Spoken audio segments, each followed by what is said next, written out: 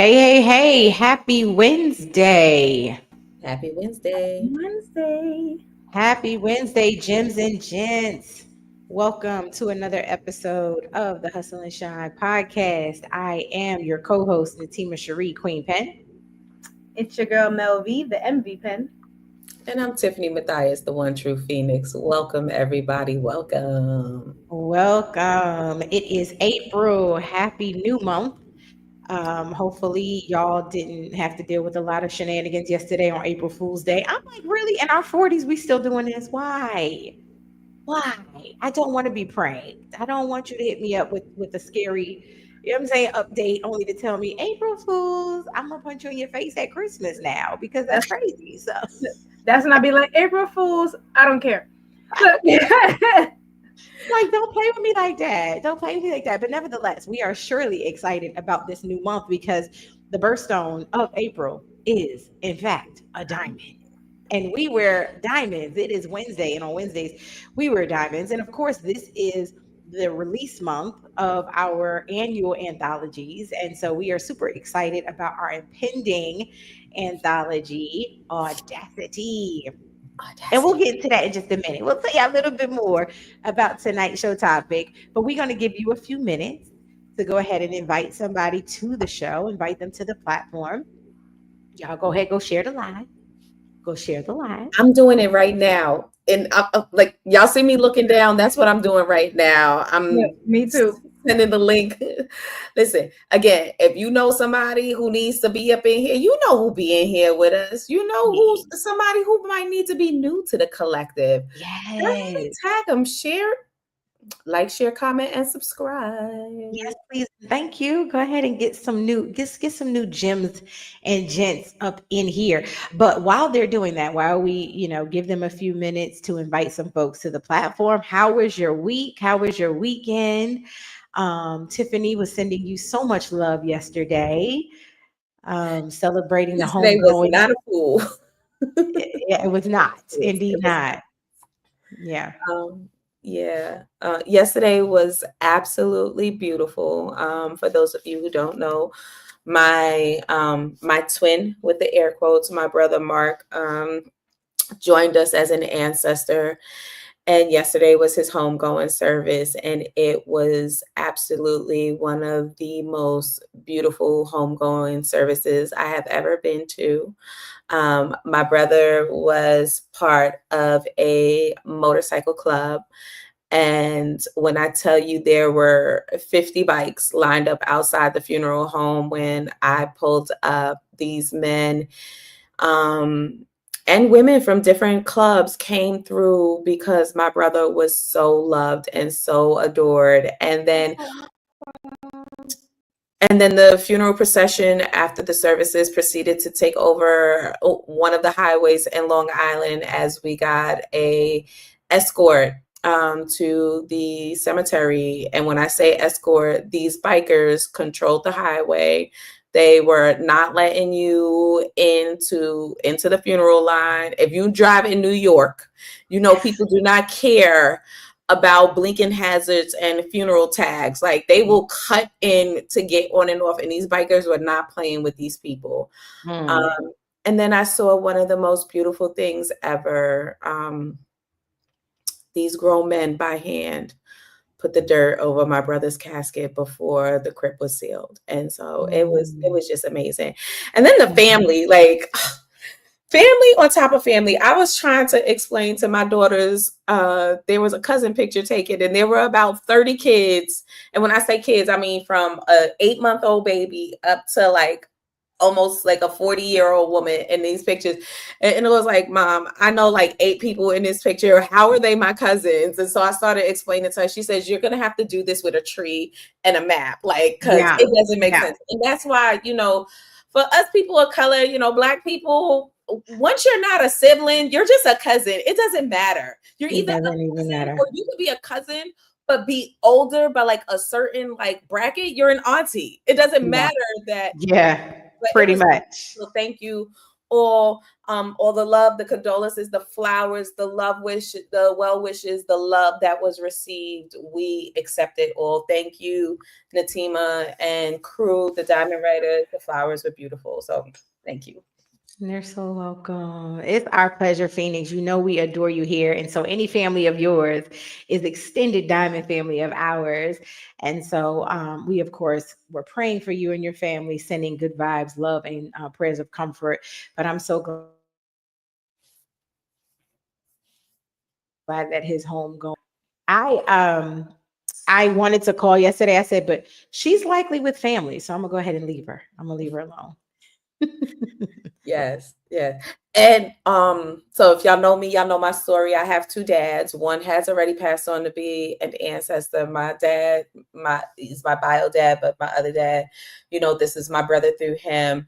I saw something happen yesterday that I don't think I've ever really seen in my life, which is I saw a smile on this man's face, like him being surrounded by all his grandbabies and his family. Like, though it was a sad moment to see this cantankerous old man, southern old man set in his ways. It took like an hour of us coaxing to get him out of his coat. Like, Daddy, stay a while. It's gonna get warm up in here.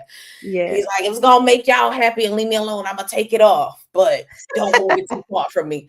To see him smile genuinely, it was like, oh, that's what your face looks like when you smile.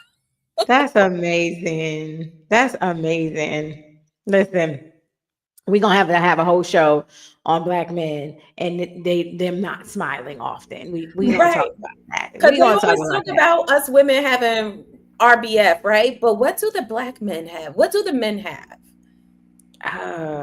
Stressed man face, like stressed man face, or overworked. The DFM, the don't I mean I think that's what Yeah, they had. DFM. We have yeah, RBF, they had DFM. indeed Right. so. I And can so, talk Mel, about how was your weekend and your week? Even though I was with you this weekend, how was your? it was. It Um, was. whew, my weekend was all the things. It was It was amazing. tiring and stressful, but also enjoyable and humbling and just exciting. Yeah, But I'm still recovering. I'm still tired. Like I'm still tired it from was this weekend. But amazing. this weekend was great. We had our culture couture event that our sister Lavi curated, and I didn't realize how many of the hats I was wearing for that day. It was a lot. It was a lot. But Yeah, it was great. Everybody looked great. yeah. The vibe was great, of course. And you can talk about it, but you got your award. Yay! So it was great. I mean, it was definitely amazing Yes. to see, the people come out, all the award recipients, what they had to say. The keynote speaker, everything was dope. It was a Yeah, dope event. La Vida yeah. already texted me like, so what's the theme for next year? I was like, girl, too soon. Too soon. Still Like, recovering. Yeah. like ask me in May. Don't Right, give me right. 30 days. Like too soon. But my weekend was cool. Let me recover. Yeah. That's I'm amazing. recovering. I'm recovering. Yeah. I'm glad. I was worried about you. I said, please let her rest, like without crashing. Let her actually rest voluntarily. It But hasn't yeah, happened fully. The full rest has not. Yeah. I was telling Tiff earlier, I was like, I woke up at 8:30 Friday morning, and the first time I closed my eyes was about 4 a.m. Sunday morning, and that was for about 3 hours. Um, and then I was up all day Sunday into Monday, so I didn't actually get sleep until about like 1, 2 in the morning Monday morning, and even then that's I slept for insane. like 5 hours maybe. That's So insane. yeah, I haven't Yeah. haven't fully. My body is like, hey, can we get like 12 hours? And I'm like, Yeah. sure, you find it. Can You I were just literally say, like, yes, I'm gonna chime in here, right? Because I was looking at the pictures and I was having big time FOMO, but we'll talk about that's another episode to talk about. But culture and couture, when I tell you them dresses was dressing, like what? And showing off all the curves and all the right spaces and places. We're not gonna That talk looked about the fierce. secret behind my dress. Like, I'm gonna do a whole video. I haven't posted it, but I'm gonna show I you need how to. to. I'm going to show you how to take a $6 dress and turn it into a $300 gown and only pay $70. Yeah, I'm gonna give the lesson on that because she not I need lying. it because I got a 50th birthday coming up, and I'm gonna have to be beautiful on a budget. So I'm all for taking the $6 dress and what is it? Very godmothering it. What? Listen, my seamstress already did her post, so I'm gonna take hers, and because she did a step by step of her process. But yeah, I bought I wanted a dress. I had a very specific vision of the dress that I wanted, and I was Googling and looking for it. And of course, everywhere that I looked that had anything similar was like $300. And I was like, yeah, no, not going to do that. And then my seamstress, who has been my seamstress for like the last 7 years, who is amazing. I asked her, I was like, hey, can you make me a dress? And she was like, absolutely not. She was like, yeah, I don't have time. She was like, I don't have time. I can't do it. So I was like, so if I like get the base of the dress, can you like alter the dress? And she was like, that I can do for you. So I went on Shein and I found me the base of my dress for $6. I spent $19 on fabric on Amazon, and she charged me $45 to do what I wanted her to do to the dress. And so that you saw in the photos started as a $6 Shein dress. Yeah. I'm telling you. Okay, so you have to go to Mel V's page, her _ the _ MVP. Go to her page, and you will see this dress. You would not know that was a $6 dress, at least in my opinion. But I digress. Yes, more info coming. More info of these styling tips coming to True Edge coming soon. No, it was amazing. I saw it in person, and when she said it, I was like, this dress started as a $6 dress. So I'm already like trying to map out my $6 dress for Diamonds and Blanc. I'm like, so now what am I going to take and recreate? It was a masterpiece. The vision plus the execution of your seamstress. The talent is real. But yeah, I had an amazing time. Like, it was such a well executed event. Like, I was speechless. I captured and I was recording everything. Like, I have videos of everything on my phone. That is how amazing the event was. The energy in the room. I think that was the dopest part for me. Like, being a woman called to women, you know what I mean? You're automatically going to have a heart and a heart posture for women. But to be in the presence of others who serve in a similar way or serve in a similar space, and then see the women that they're surrounded by, it's a different kind of excellence. Because I've been to women empowerment events hosted by other women, and they real cliquish, and the women are real standoffish, and they, you know what I'm saying, they kind of square up, like size you up and stuff like that. Look at me square up. I'm so New York. But they size you up. We knew what you meant, though. You know what I meant. Whereas in this room, the way they celebrated one another, first of all, the way they received me, I knew 2 people in the room, and that was the visionary and the I don't even know what to call Mel, like the magician, like, because she did it all. Those were the only 2 people I knew. Yet when my name was called to receive my beautiful award, that room was like clapping for me like I knew them. And it just was the most amazing feeling to be celebrated among strangers, because I serve with women and I serve women all the time and don't get that kind of celebration. And so to be among women that I don't even know, you know what I mean? And they was like, that's right, sis, get your award, take your time. Like, it just was so much love. And then can we talk about the food? Now, listen, I've been bragging about losing weight. I think I gained half of it back because I was trying to consume as much as possible. I was eating the entire event. Like, did she have banana pudding for you? No. Oh, I'm sorry. But I brought it up. Tiff, why would you even bring that up? But I brought it up. Why would you even start that conversation? I'm sorry, because when Natima starts talking about your food, I just automatically assume that if you know she's gonna be in the room, you could have made a little cup. I looked. Look, she Listen, was said packing her no. listen, bag. listen. Tima can tell you when Tima got here. I couldn't even pick her from the airport. When Tima got here, I literally was cooking until we Yeah. walked out the door. Yeah, she was elbow deep in food, but it smelled so good. And then, of course, when I got to actually taste it, I was like, okay, I guess I could let go of there being no banana pudding because I looked. She left the room to go pack her bags for us to go check into the hotel, and I was showing up all in the kitchen like maybe she stashed them and just gonna surprise me. There were none, See, nothing, no Tima banana pudding understands. cups, not a cake, not a cupcake, not a spoonful. There was nothing, and so I was a little low key devastated, but by the time I sat down to enjoy all the food, and when I say she cooked all the food, I'm talking appetizers, main course, the food. Like, and we had options, okay? We had vegetarian options, pescatarian options, straight up option. Like, we had all the things, and the food was excellent. The vibes were amazing. The women, the men looked beautiful.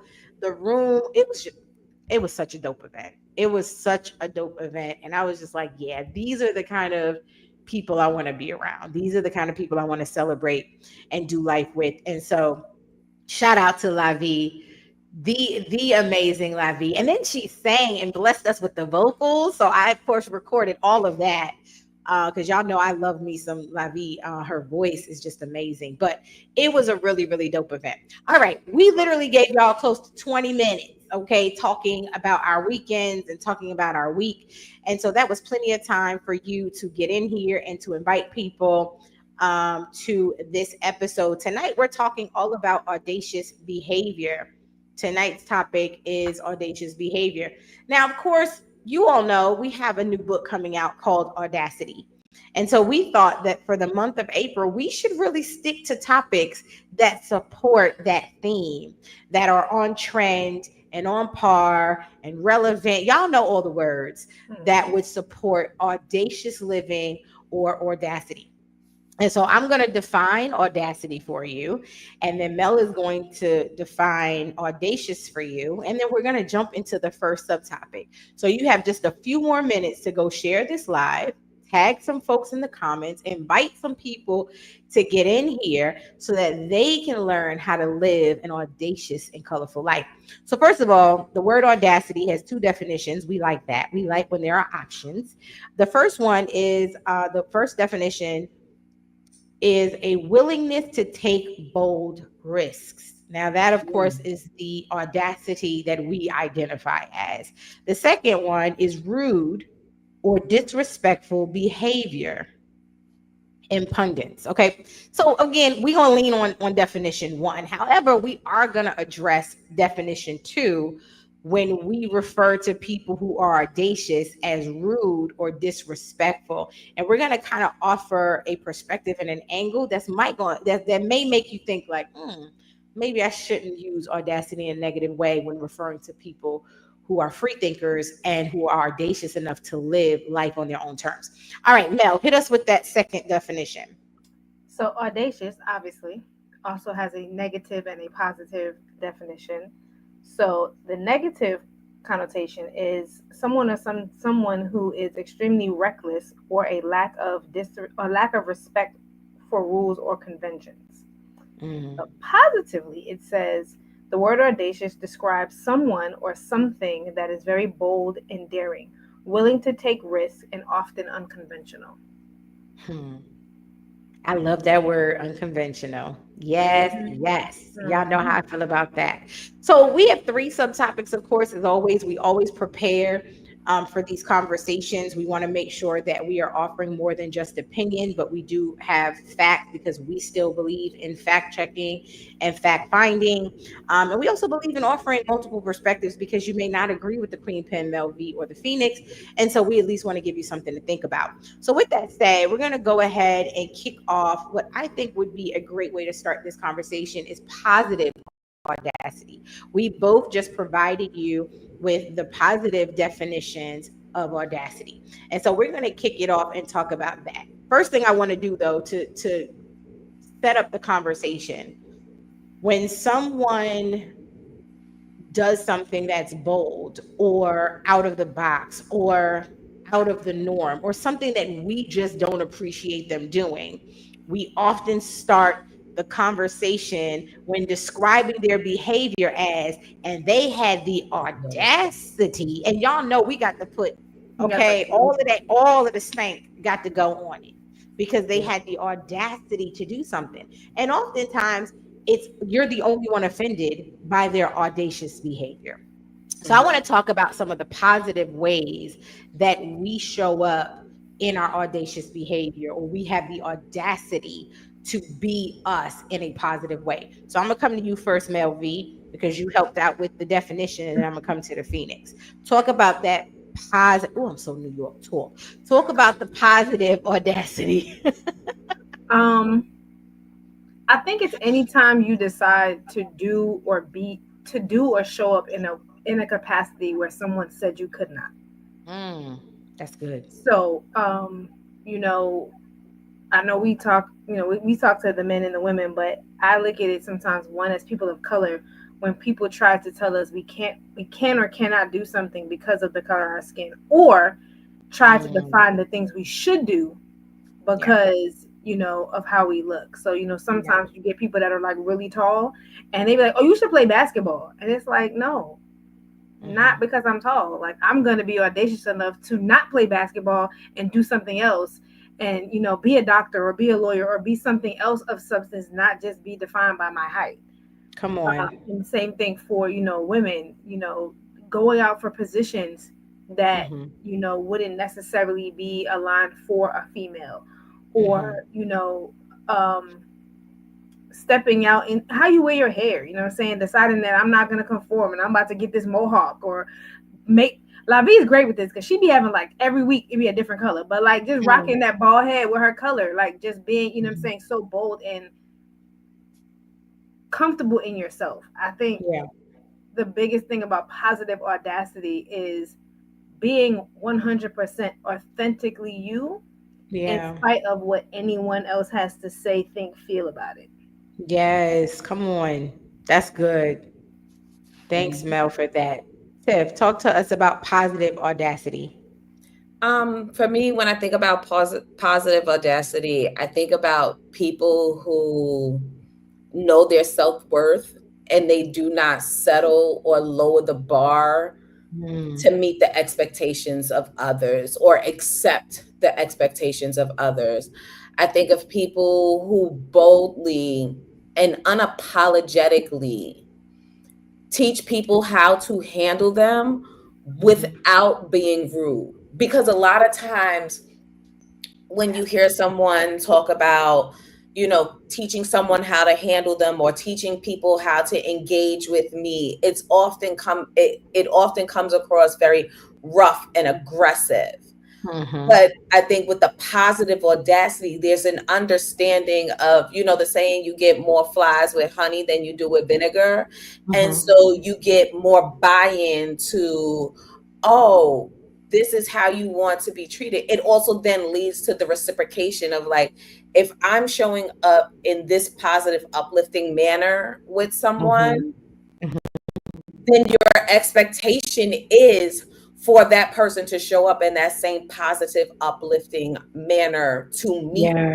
you, to be a compliment to how you are and your energy, Yeah. versus someone feeling intimidated. I think that's also when somebody shows up positively audacious, that Mhm. there is a removal of intimidation where someone doesn't feel like this person is trying to outshine them, outdo them. This person just shows up into a space existing as themselves, and Mhm. other people might be motivated and inspired to reach that level. Yeah. That's good. I love when you said like the intimidation factor. That's not the intent. And that's something that I was studying is like positive audacity is about challenging the status quo for the better, right? So it's Mhm. about being bold enough to innovate, to inspire, and to create positive change without the intention of doing it in an intimidating or negative or nasty way, as you and both Mel said. Some of the things that I consider when I think of positive audacity is the desire to see things improve, Like being audacious enough to say, this is Innovative. wrong. This is not okay. I want to change that. Or like you said, it's about prioritizing ethical considerations. For example, having the audacity, someone like, Representative Crockett, I think she's one of the most audacious Black women I've ever admired, because the work she is doing, it seems like she's doing it solo, like she's building alone. And she has a lot of people attacking her character simply because they do not know how to process her audacious behavior. They take it as that negative definition that, oh, she's being rude, when really you're the one being rude, wanting things to stay the same when she is trying to advocate for change. And so to me, like, it's the constructive, solution oriented ability to say, this is not okay. I'm going to change this. And so there is a positive position on it. There is a positive perspective, but we choose to look at it from a negative lens. Like, nah, she too audacious for all of that. Why? Because you're bothered by the outcome she's after. You're not bothered by the intent. You're not bothered by the approach or the delivery. It's the outcome that you find too audacious. And so those were just some of my things that I wanted to emphasize: the importance of intent, and then also the difference between being bold and being reckless. That also has a lot to do with our audacious behavior. So for example, Thanos, he's just audaciously reckless. Like, he has no positive agenda. His behavior is not positive. He out of control. Whereas, that's what I call him. Y'all know that's what That's I how we got call our him. funds. We don't get censored. Exactly. It's so that we don't It's so that we don't get censored. Whereas others who are in the fight or in opposition of him, they are considered audacious, but I view them as bold, not reckless or disrespectful. So those are some Shout of the out things. to Cory Booker.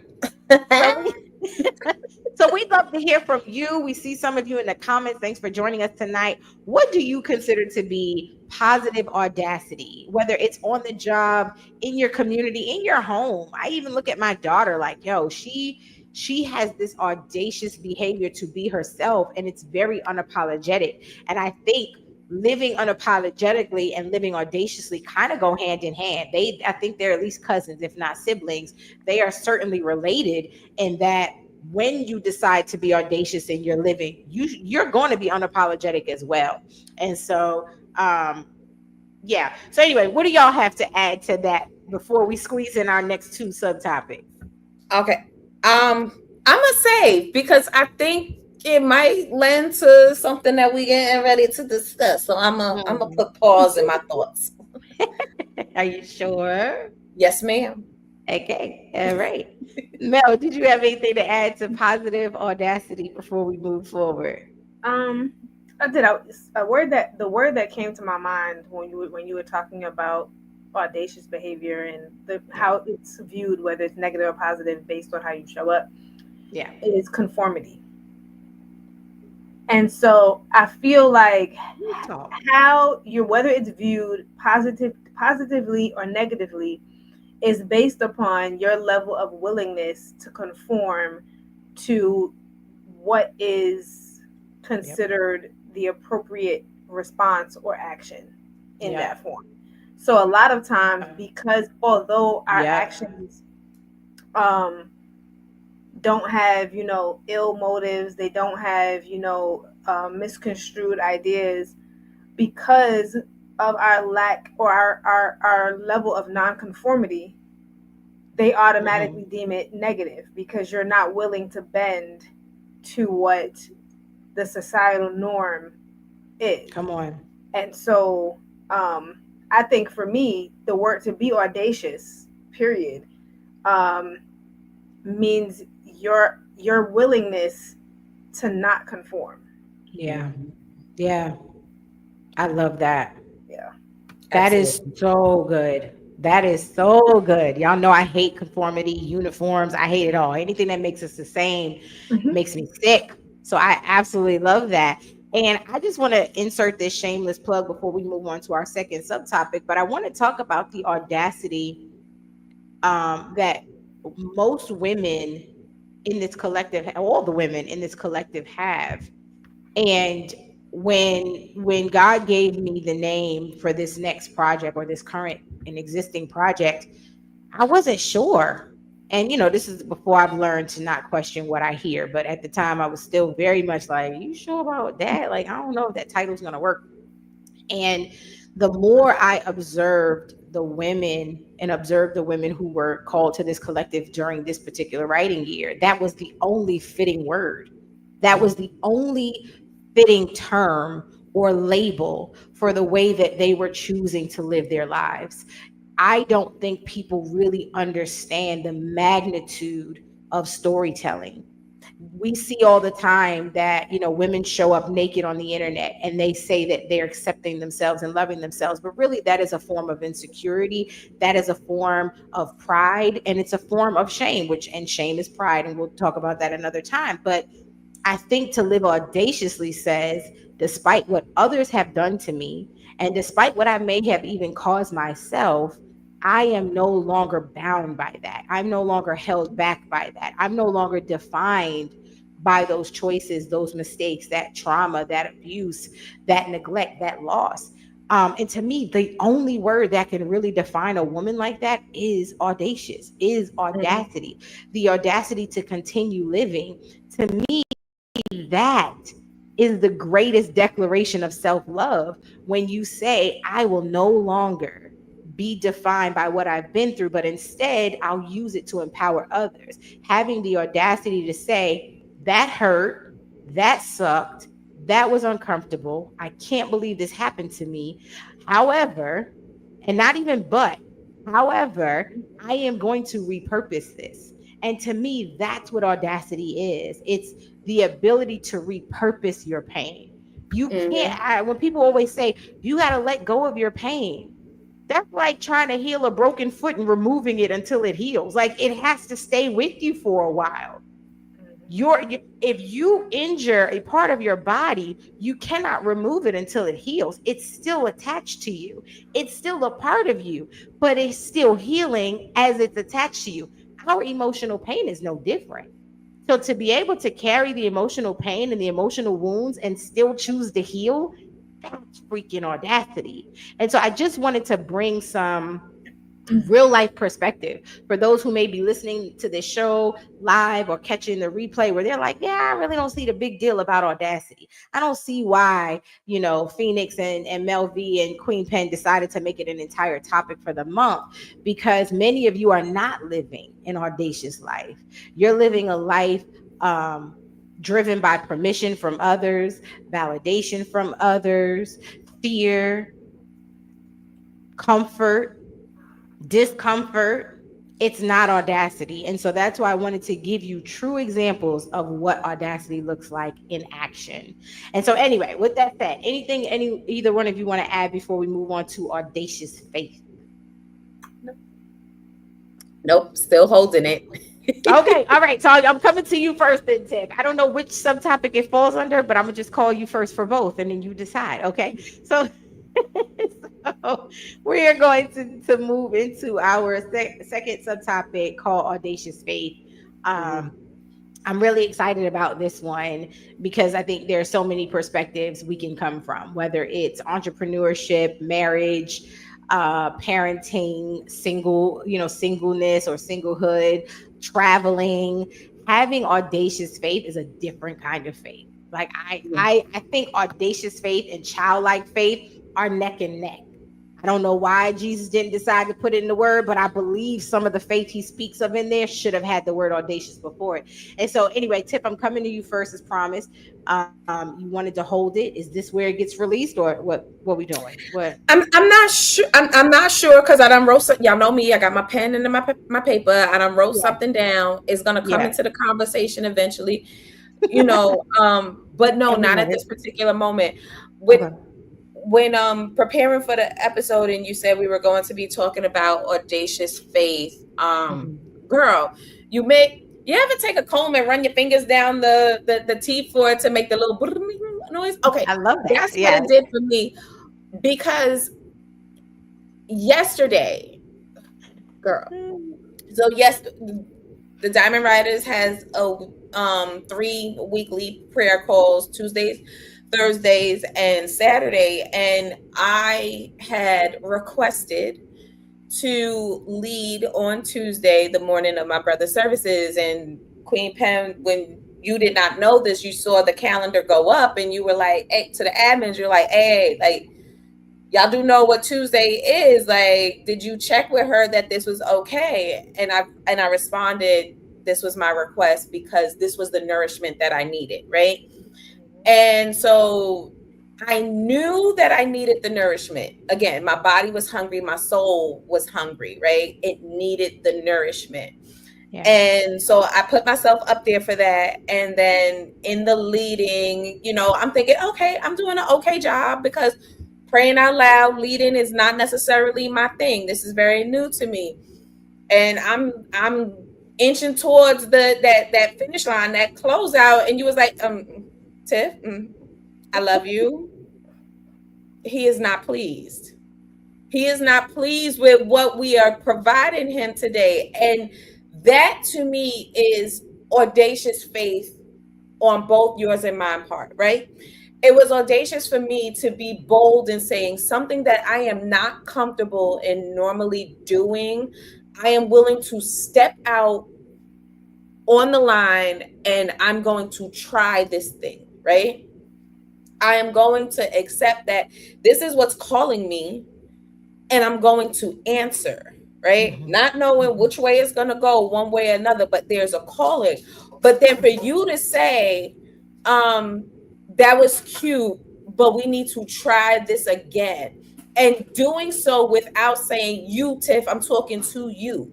It was, this message is for everyone who is on the call who knows that they are not giving their all. We were not being bold. We were not being audacious. We were not being whole in what it was we were saying, we were sharing, we were praying about.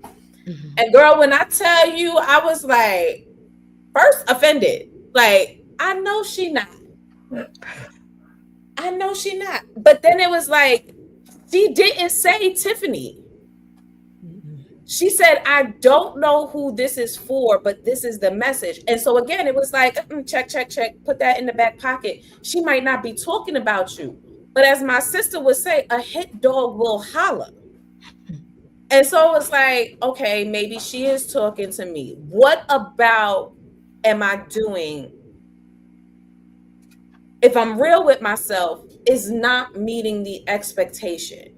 And so that's when it was like, I can't take it personal. I can't say that I'm new in a space, I'm new to doing this thing or whatever, and then ask for the guidance and support.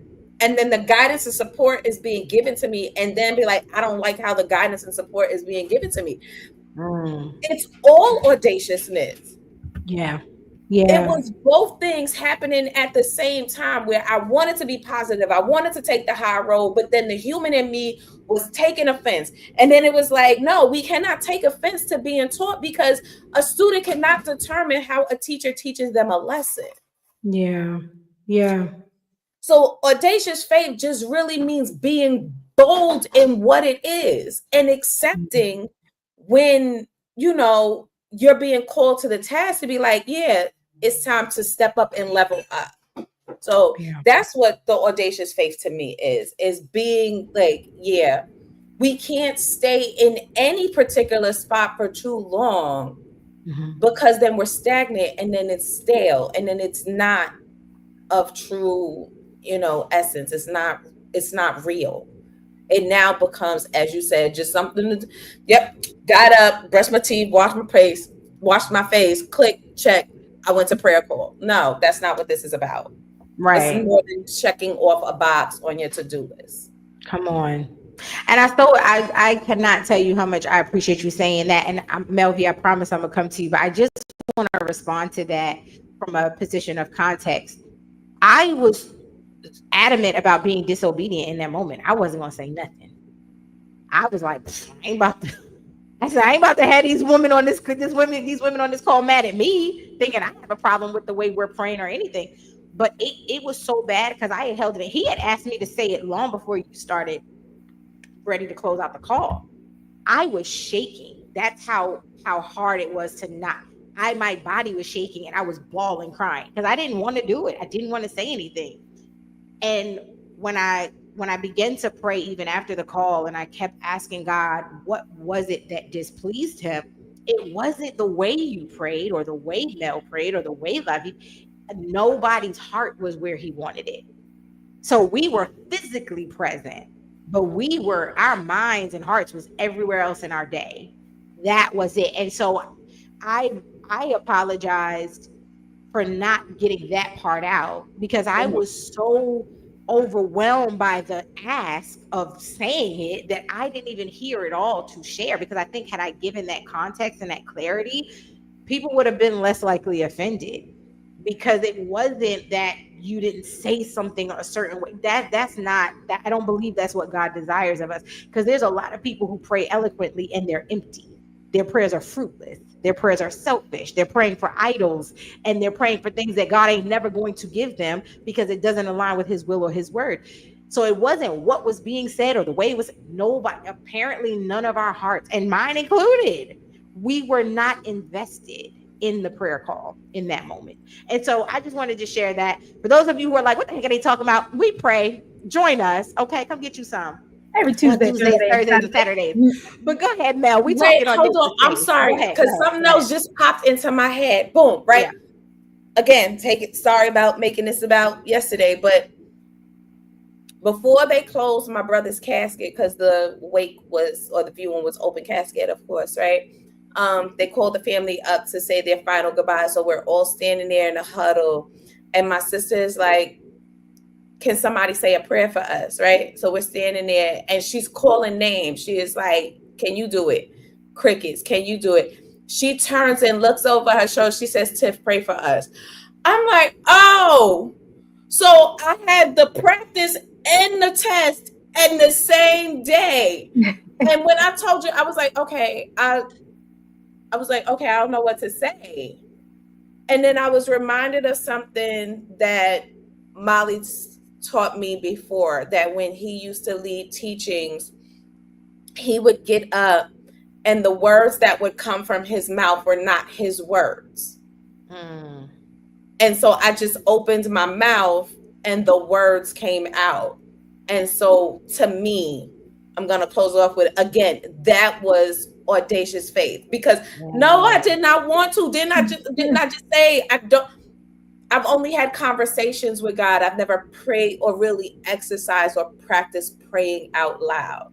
Mm-hmm. And then I was put on the spot to do it. And it was like, oh, there's a reason. I needed that nourishment. Yeah. I needed that lesson so that I could lead in that moment. So yes, come on, somebody. Okay, go ahead, Mel B. Right. Okay, go ahead, Mel. I'm sorry. I mean, y'all just took it all. I don't have nothing to say, but I'm just no such thing. But no, I mean, I think I mean, you guys kind of hit the nail on the head with what audacious faith is. I guess to sum it up for me, it is trusting what God is doing, even when every part of your life around you looks like God isn't present. Like when everything around you is in total chaos, when nothing around you looks like God knows your name, you still are like, nope, I'm going to do this because he told me. You know, it's obedience. It is obedience. I know. It is obedience to the highest level. You know what I mean? We're the same person. We've learned this already. Stop it. Seriously. But like that audacious faith is doing something even when you yourself don't have the means to do it. Mm-hmm. When you don't have the energy to do something and you still do it because God told you to do it. It is not having the money to do something, but still walking into the store and somehow, you know what I'm saying, it still happens. It's the doing without knowing. Is that audacious faith to me. And I think it becomes even more of an audacious act of faith when you are doing it in a situation or in circumstances that seem completely void of God. Hmm. Wow. You know, it's easy because it's easy to have faith when everything is great. Exactly. It's super easy. I don't consider it, and not to say that, you know, of course, just being a Christian or a person of faith in today's world is audacious in itself. Yeah. Um, but I think truthfully that audacious faith shows up in the midst of your chaos because it's Mhm. easy. Like, you know what I mean? When everything is, you know, beautiful and bills is paid and you got money in your bank account and you know what I'm saying, you done lost 5 pounds and you going on a vacation, it's easy to be like, God is so good. God's so Mhm. amazing. He's so Mhm. wonderful. Um, Mhm. but it's very different to still have that faith when you don't know how you're going to pay your light bill, when Right. you don't know when your next meal is coming from. When Right. let's let's take it another further. When you are in an abusive situation and you don't know if you're going to wake up tomorrow. Mm. You know what I'm saying? It's in those moments when audacious faith shows Yeah. up. Yeah. I love Audacious that. faith is not everyday faith. Yeah. Yeah. Yeah. I love that. I love that.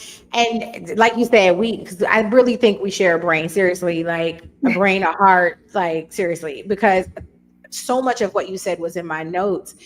But I think the key thing that is resonant is that audacious faith is the action.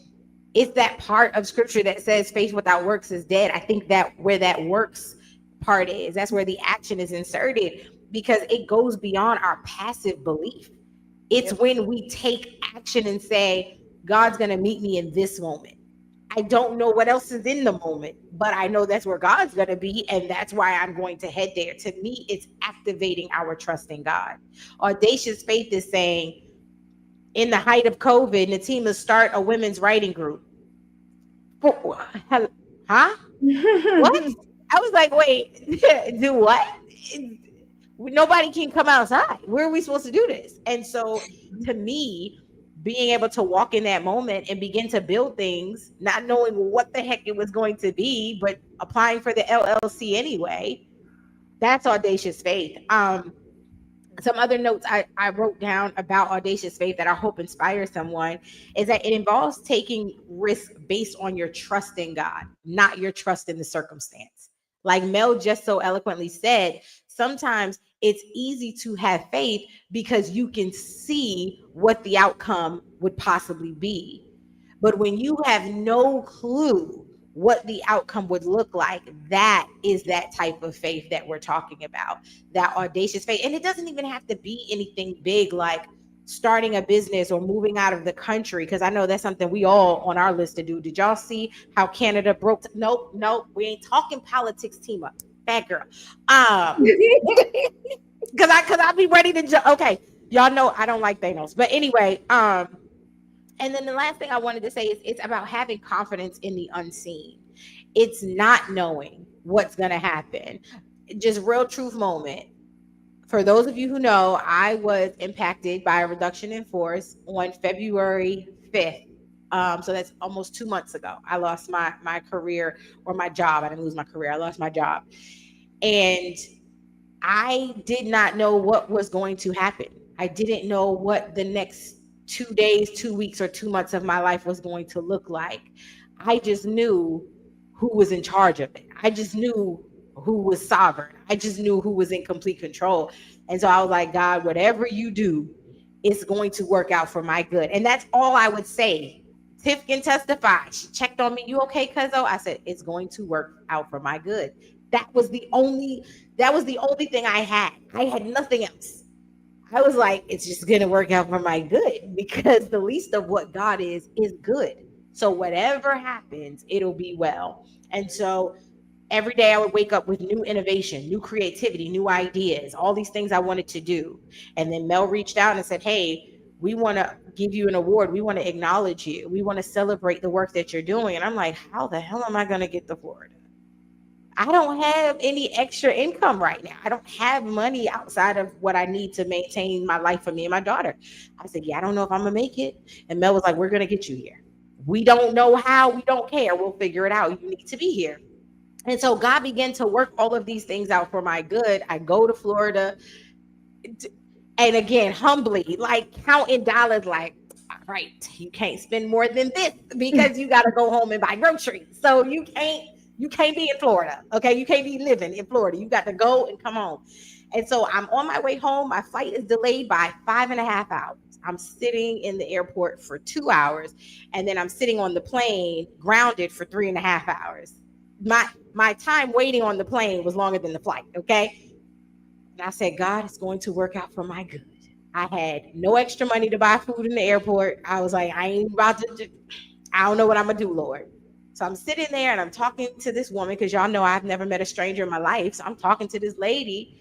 She is a Subway franchiser, and she owns multiple Subways and starting some other restaurants, fast food restaurants in Georgia. And she's looking for women to mentor, to teach them how to franchise for fast food restaurants. And I'm connecting with this woman thinking she just hyping me up, but I ain't never going to hear from her. This woman called me yesterday and today.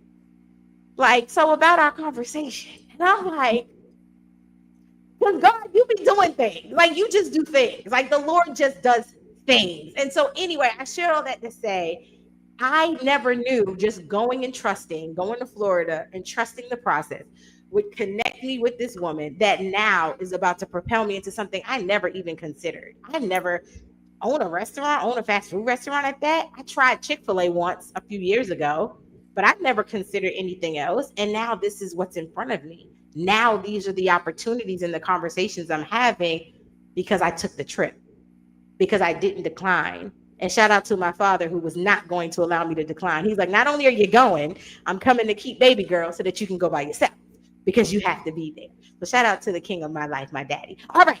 I didn't mean to take up that much time, but I had to share that with somebody, because that's audacious faith. That was getting on the plane, not knowing what to expect, and didn't even know that my friend had booked me a hotel room, so I had somewhere to stay. Like, it just all worked out for my good. And so I hope that encourages someone. All right, we got one more topic for y'all, and then we're gonna get out y'all way. Not on time. Sorry. All right, ladies, audacity that The audacity to go overtime. Look, okay. okay. That part. So we're going to talk about the audacity that makes way for greatness. I really want to make sure that we spend at least a few minutes on this, um, because the two of you are great, right? Both of you are great. You've done great things. You're doing great things. You have more great things in front of you. But there are so many women who are struggling with identity. They are struggling in their purpose pursuit. They are struggling to recognize or appreciate their own greatness. They are comparing themselves to others. They're victim to social comparison.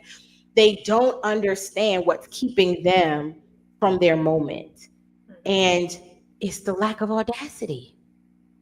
They're not audacious about themselves. They don't believe that they are bold enough, or have the boldness to do some of the things that they've been dreaming of, or to act on some of the things they've been praying for.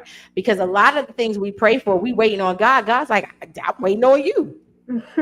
You asked for it, I gave it to you, but it's in you. Because we expect when we pray for something that God puts it on the outside, that God puts it in the external, or that he gives it to someone else to give to us. Literally, majority of what we pray for gets deposited right into the person who's asking for it. You are the answer to what you're praying for. And so I'm gonna come back to you, Tiffany. I would love for you to talk about or share. I don't really want this to be a discussion. I want this to be a share. When did you recognize your audacious decisions was leading you closer to your greatness? Not that it's a destination, but on your path of greatness. What did that look like for you?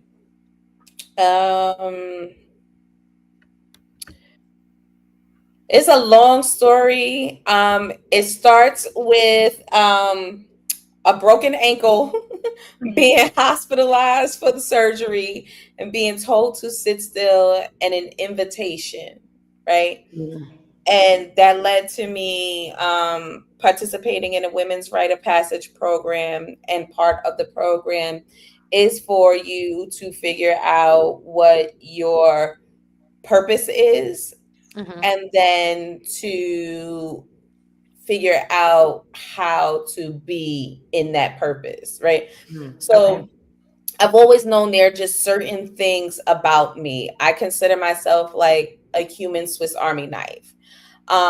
You can put me anywhere, and I'm going to figure out how to use my Rolodex of talents to help in whatever the situation is, right? Mhm. And I've always had a soft spot for children, for the youth. Tiff love the babies, and the babies love Tiff, right? And so I Mhm. found out that my purpose in life is to help the youth of my community to show up as the best and truest forms of themselves. I also learned that the only person or the only thing that was stopping me from doing that was me, Mhm. because the first thing I had to do was accept that this was my purpose. This was why I was put here. I was put here to help other people.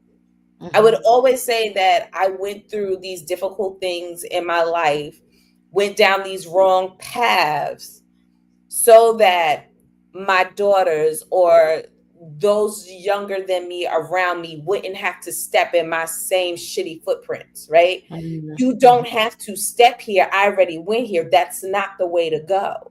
Yeah.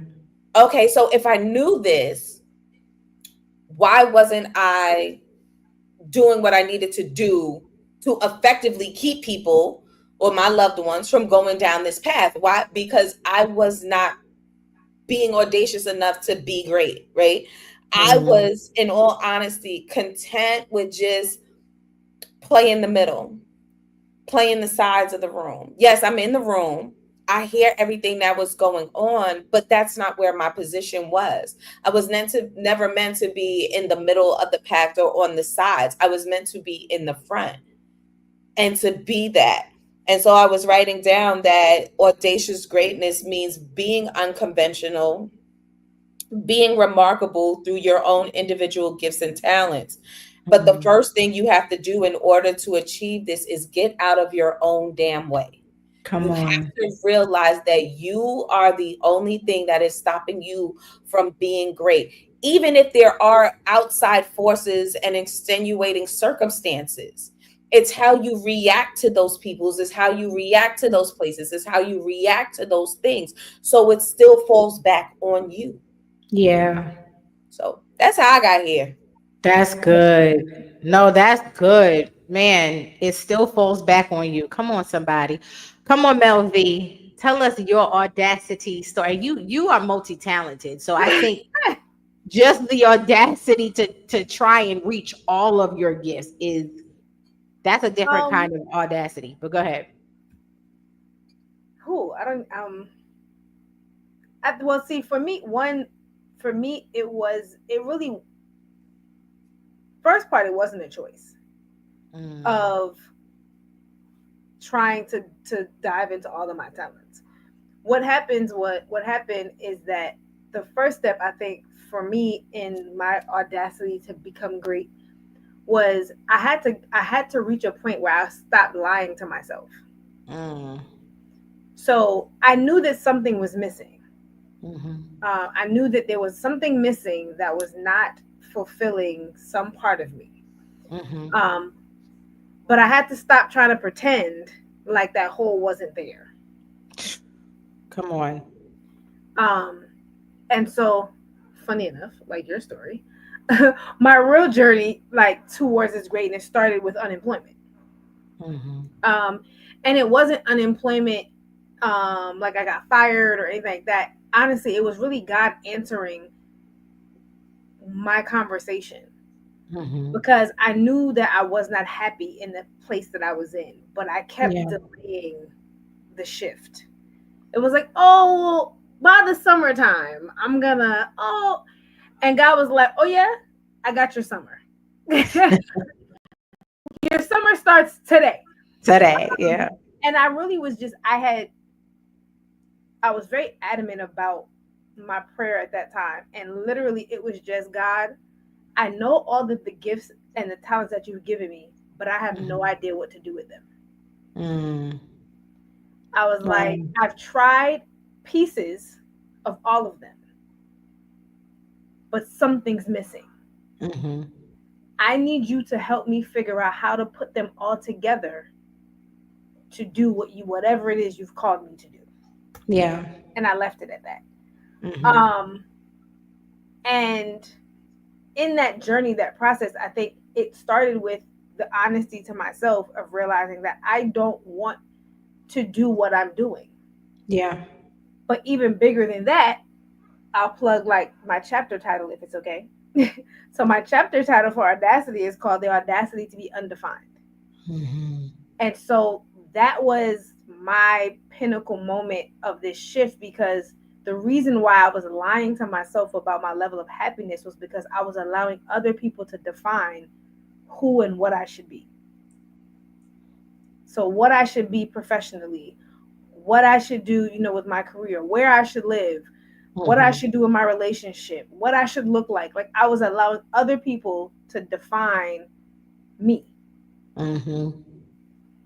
And then I realized like there isn't a definition big enough to define me. Come on. There Come isn't. on. There's not a None. word. You can't, there's no box you can put me in. Nope.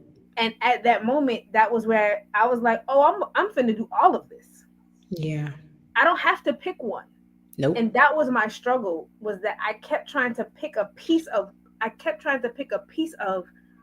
who I was. Mm-hmm. And I couldn't be a part, I couldn't be a piece of me.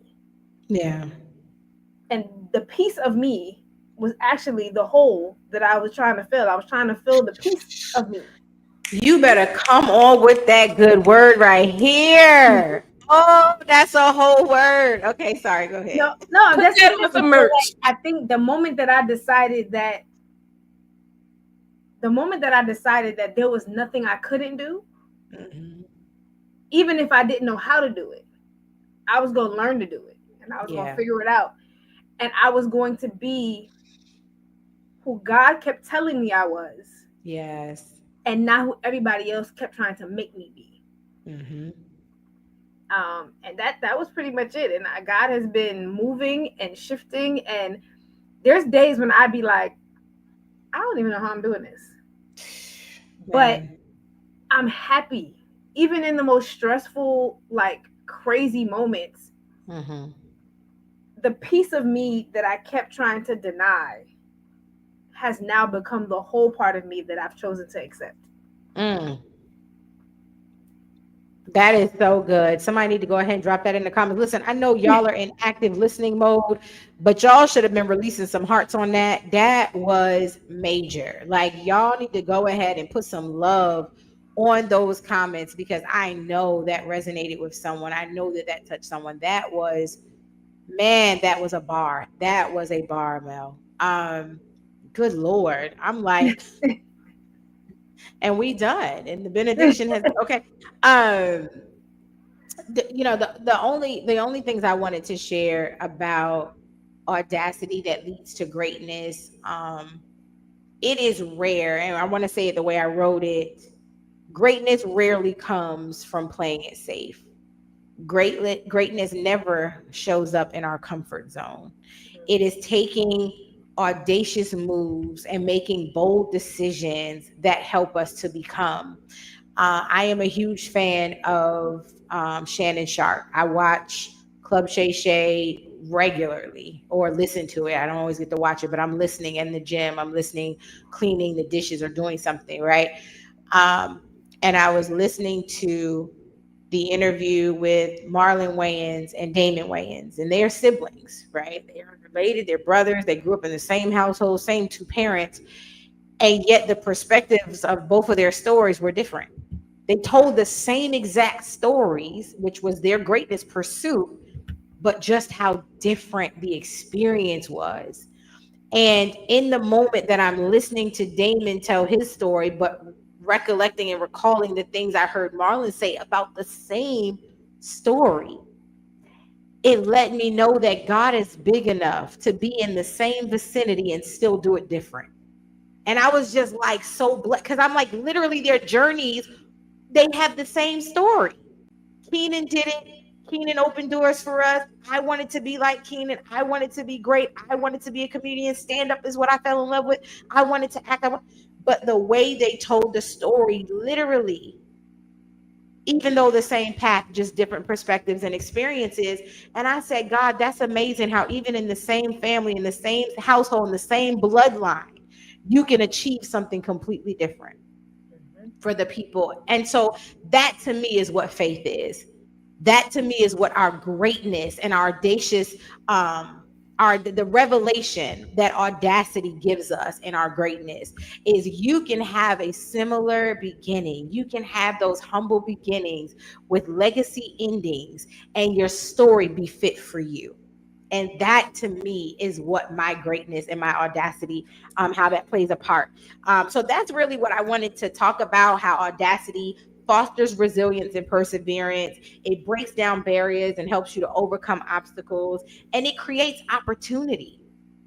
Sometimes opportunities are out there and it's on the other side of your audacious behavior. So that's literally all I wanted to offer on that last topic.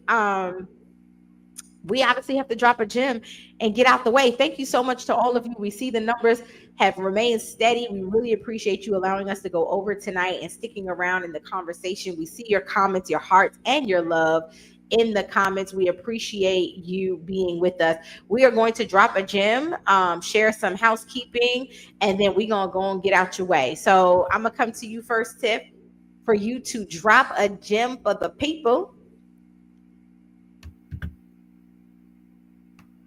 All right. So here it is. This is what I've been writing the whole time. Here goes. Audaciousness is a disruptor, and it will cause change. To live in audacity means you do not question it, you trust it, and you just go and be. That's all she wrote. That's all she needed to write. Come on, somebody. Next. All right, Mel V. I'm going to drop a gem based on the space that I'm in right now. Be audacious enough to take something off your plate. It's okay. Taking something off your plate does not diminish or devalue who you are as a person. It doesn't diminish or devalue your work. But what it does do is diminish your capacity to show up. So be okay. Take something off your plate. Find the things that are not serving you. Find the things that are not pouring back into you and take them off your plate. It's okay. God will replace it with something better.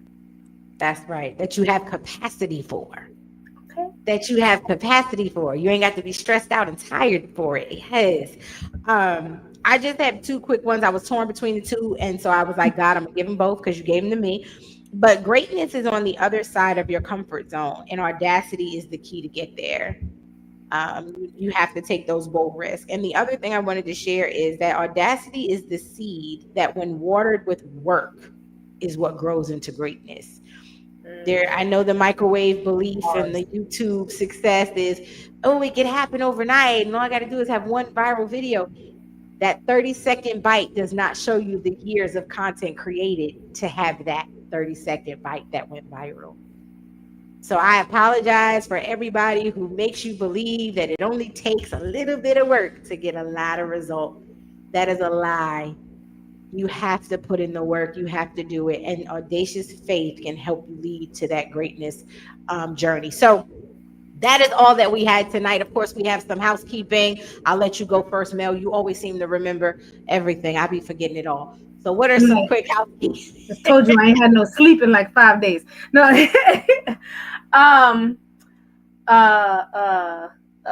Virtual release, Audacity virtual release. Please visit our website, www.diamondwriters.com, and register for our virtual release this year. Because we have so many diamonds, our virtual release is a two-part. It's a two-parter. So make sure you register for both so you don't miss an author. Make sure that April the 29th. 29th? Okay, great. April 29th. that you are logging into Amazon, diamondwriters.com, I don't know what else. TransparentGymInc.com. Huh? Yeah, all the places. TransparentGymInc.com. All Your the places. local diamond. The local diamond. Yes. Okay? Yes. And get your copy of Yes. Audacity, our newest anthology. And you should get it on the 29th so that you can read it. So by the time you get the virtual release, you can have some questions. Exactly. Prayer call Exactly. every Tuesday, Thursday, and every other Saturday. Yes. If you want to be a part of our empowerment prayer call, we welcome you. It is open to men and women. You can join us again by visiting the website www.diamondwriter.com and registering for the prayer call, and you will get the link. Moral of the story is go to the website because all the information is there. Everything's there. I'm like, what else is there? We are still Sunday. nominees. Sunday is our slow your scroll journaling workshop. That kicks off on Sunday. I know, right? So that kicks off Sunday. They can register at diamondwriters.com. That is a free 99 workshop. So please go tell a friend to tell a gym to get in here. Because it's going to be some practical application and some really, really good content on how you can slow your scroll to be more present in your life. I think we all can use that right now. So yeah, that is starting on Sunday. And lastly but not least, are we still accepting nominations for? You took the words out of my mouth. That's where I was going. Mm-hmm. I feel like Vanna White. Today we have yes, nominations for our Diamonds en Blanc Gala that will be happening in New York City in September. We are taking nominees for a plethora of awards. So please visit so you can see the categories and nominate someone. Nominate yourself. Send it to someone else that knows someone. Let them come out and be recognized. Allow people to receive their flowers while they can still smell them. So make sure you go and submit some nominees. Other than that, make sure you like, follow, subscribe, stay in touch with us. Go to the website, join our mailing list so you can stay up to date on what's going on. And I think that's it. That is it. That is definitely it. So join us next week. We have more audacious discussions for you through the whole month of April. That is all we're focused on, is helping you to live a more audacious and colorful life and to help you be more present. So same platform, same time, same host. We will see you next week. And until then, y'all continue to hustle and shine. Good night. Who hit it? Ready? I got it. Let's go. Let's go. Let's go.